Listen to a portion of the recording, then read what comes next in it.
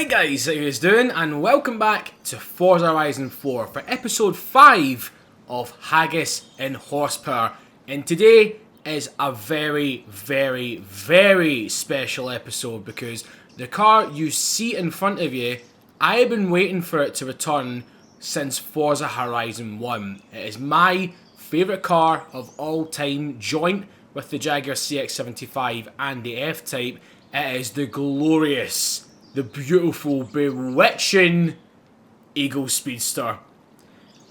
I'm trying to keep calm, if you can probably notice, because the amount of weird noises I would be making wouldn't be safe for the internet, because this thing gets me so giddy. I mean, the looks of it is unlike anything else. It is so beautiful. I love this thing. So today, if you're brand new to this series, as always, we're going to be splitting this car into tests. First off, starting with the paint options. So just like the Koenigsegg Agera RS in the previous video, which if you haven't seen, there'll be a wee card up in the right hand corner and a link in the description to the playlist for Haggis and Horsepower. Highly recommend you checking it out. There is only one colour for the Eagle, and in my opinion it is gorgeous. I absolutely love this black with a little bit of sort of a grape-like purple. That's the way I like to pronounce it or describe it. It's kind of like a grape colour. It looks glorious. I love it, especially with the reflections at this little cottage that I just bought. I mean, this is the perfect place for this car, like a little cottage in the woods. Absolutely glorious. But anyway, the one colour that I actually quite like it in as well is the white. It looks really nice. I mean, seeing this car in 1080p on the freaking Xbox One X. I know you can put it in 4K as well, but you can't go back for 60 FPS, man. I mean, it's a move you make and then you never go back, man. But yeah, I might just jump into 4K to see what this thing's actually like. Now, the orange, surprisingly, in this light is not too bad. I mean, it's a bit out there, I have to say. Not a big fan of that. The green, I do think this car suits a lot darker colours, if you know what I mean. I mean, look at that. That is quite nice. I mean, personally, I'd go for something like this, like a bit of a darker blue. But the one that I really like on this, I don't know what it is. It seems to be this sort of cherry red colour that I'm falling for recently. So apart from the McLaren Senna, I do believe this is the first non-DLC car that I've reviewed for this series. And it costs, in the game, 550,000 credits.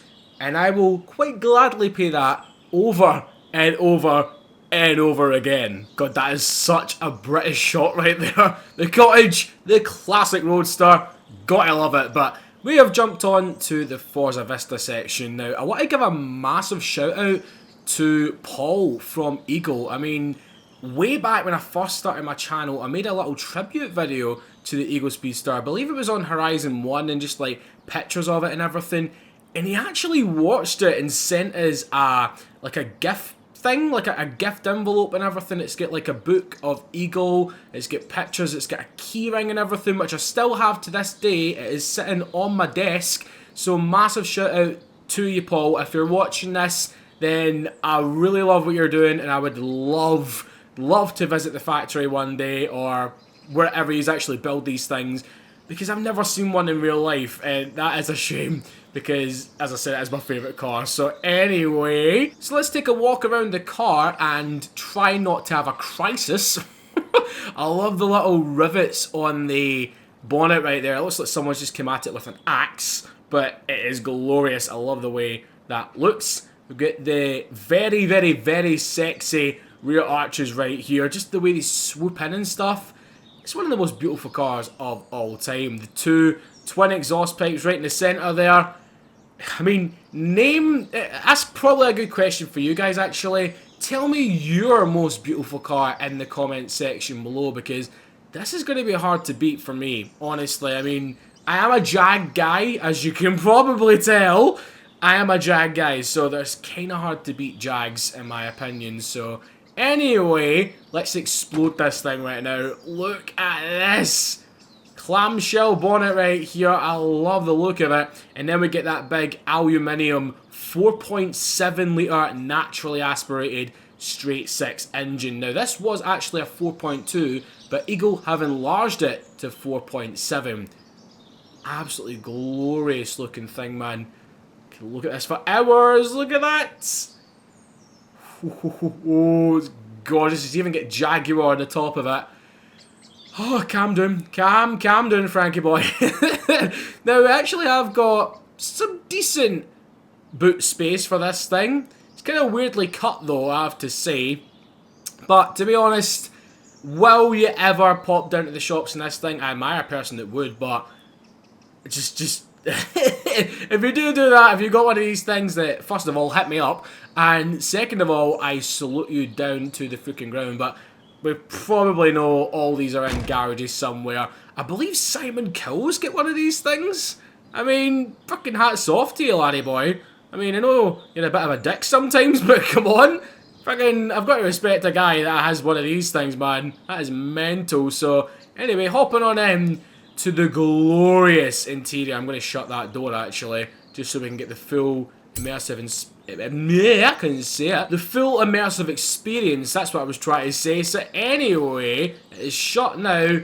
This is very nostalgic for me right now because I have spent countless hours on Forza Horizon 1 driving this, and to see it in this much detail now, man, it is incredible. Absolutely incredible. Look at all the little toggles and everything. We've got a modern radio in there, which I don't think really looks that out of place, man. Since it is, I wouldn't really call it a resto mod. It's more like a modern interpretation.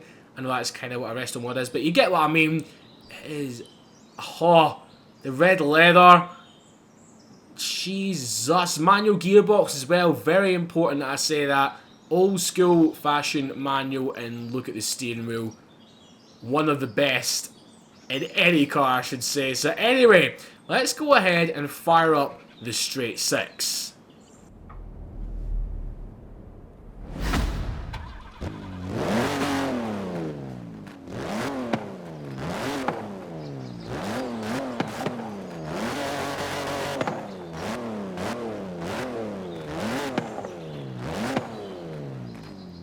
The pops and crackles, man. I really wish we had an option to shove this engine into the F-Type. That'd be mental because the V6 F-Type in real life pops and bangs like crazy. I mean, I love the V8 F-Type, but at the same time, the V6 one is absolutely glorious as well. So the camera's decided to just pan out for some reason, and that is perfect timing because we're going to move on.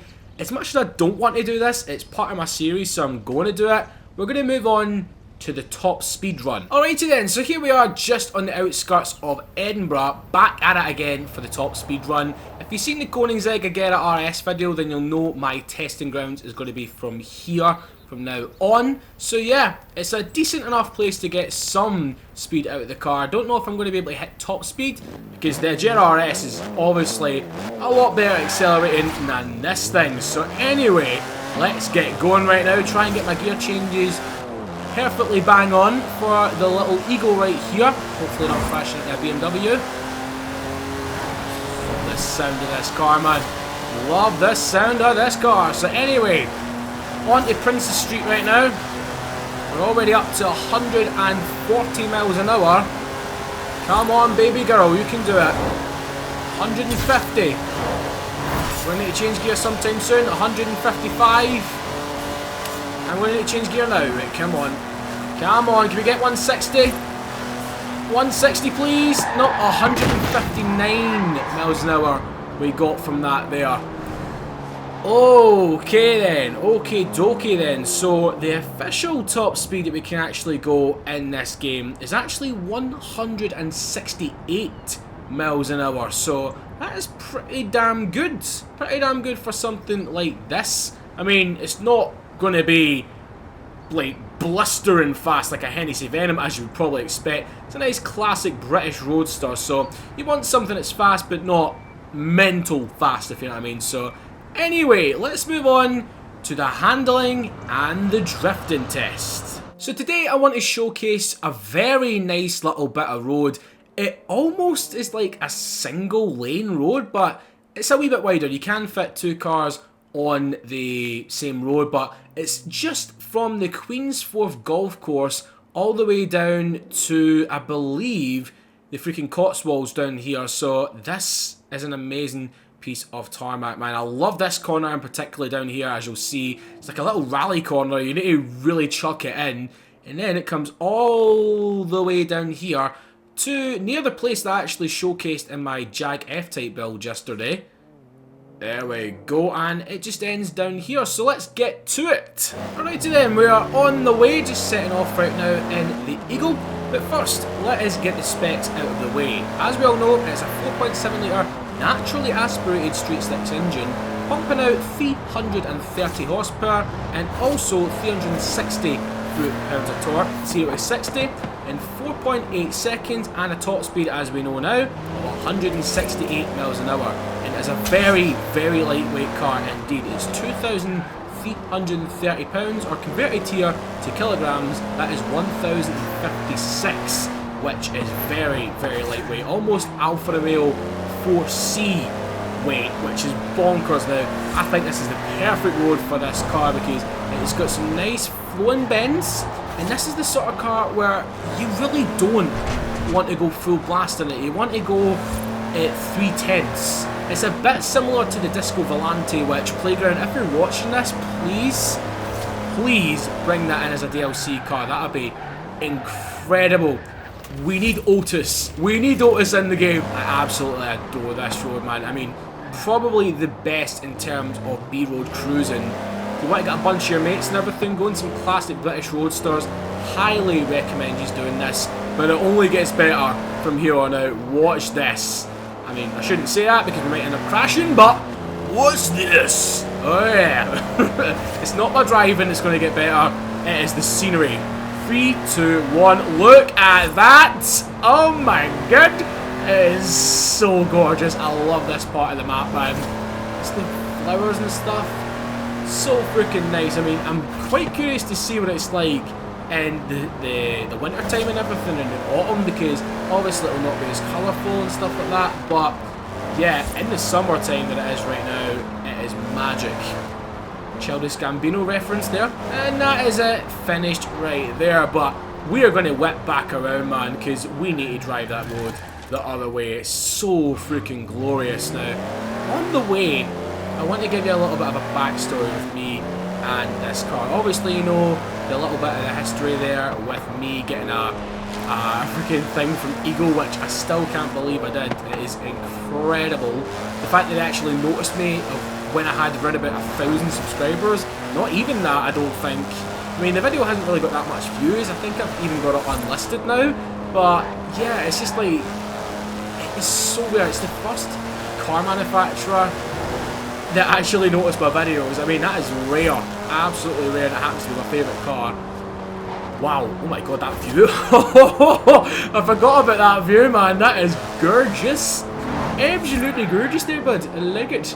I'm actually loving just driving at this speed, man. I mean, let me know if you want to see some more videos like this where I don't blast the cars around, because there's a lot of people that does that. I mean, I'm guilty of doing that obviously on my reviews, but I like to have fun. I like to go fast and everything, but sometimes you kind of want to just chill out and everything, just have a wee bit of a chat as well. So here comes this wee corner right here. Oh yes! I love the weight distribution of this car. I believe it's 50-50. It certainly feels 50-50. It's absolutely on point in terms of the actual weight transference, because it doesn't really pendulum out like some of the older cars in the game. I'm talking old 911s here, man, because they just swing out like a mofo. It's absolutely bonkers. But I think the most notorious is like the classic race cars, like the, what you call it, that Audi thing, like the old school freaking, is it the Autowagen thing or something? I can't remember what the name it is, but yeah, that just swings out like mental. Oh yeah, I forgot. This is the first time I'm going to see this car in this view. Oh, it's good. It's very good in this view. See the gauges and everything. Speaking of old school 911s, look at him. He is flying by. Righty, Mr. BMW, please move out of the way. I want to go down this way. Yeah, there we go, we're going down Coburn Street. I do apologise, in my Edinburgh video that I made, the vlog, I actually said it Cockburn Street, but someone actually corrected us in the comments saying it's actually pronounced Coburn, so I do apologise about that. So I know it's a wee bit of a weird route I'm going, but I kind of wanted to just take a little bit of a tour around in the Eagle. Whoa, just wanted to break out a wee bit there. Oh yes, and obviously we need to end at Edinburgh Castle. If you've seen the thumbnail, then you know what I'm all about here, man. This is my goal. This car in front of this castle, man.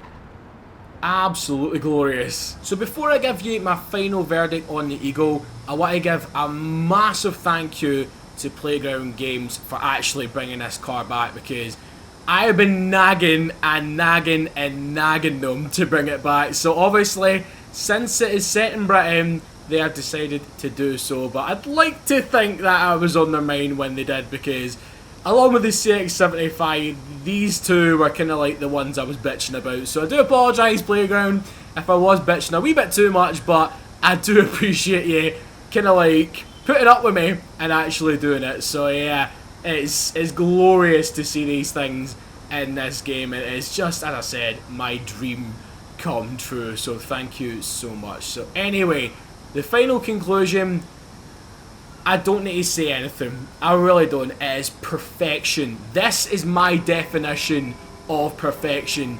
The CX-75 is my hypercar slash supercar perfection. This is just general perfection for me. This is the car that I would take over anything, any day.